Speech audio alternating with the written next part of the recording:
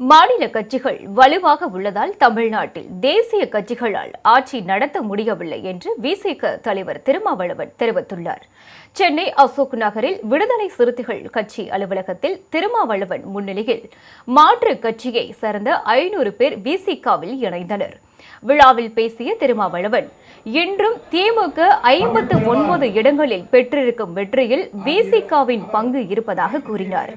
விடுதலை சிறுத்தைகள் கட்சி உள்நோக்கத்துடன் தாக்கப்படுவதாகவும், தான் ஆடு மாடு மேய்ப்பவர்களை நம்பி அரசியலில் இருப்பதாகவும், IAS IPS அதிகாரிகளை நம்பி இல்லை என்றும் அவர் தெரிவித்தார். இன்றைக்கு 59 இடங்கள் திமுக வெற்றி பெற்றிருக்கிறது என்றால் அதுவும் விடுதலை சிறுத்தைகளின் பங்களிப்பு தான் மகத்தானது என்பதை சொல்ல நான் கடமைப்பட்டிருக்கிறேன்.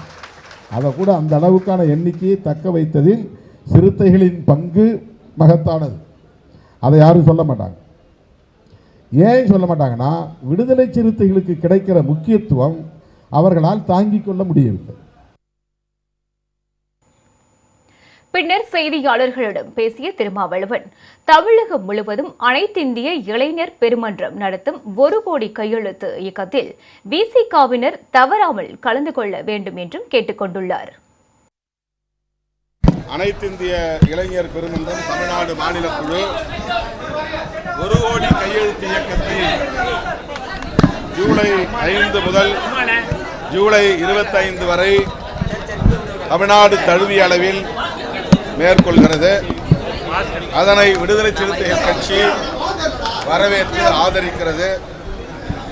அந்த வகையில் இந்த கையெழுத்து இயக்கத்தில் விடுதலை சிறுத்தைகள் தமிழகம் தழுவிய அளவில் பங்கேற்க வேண்டும்.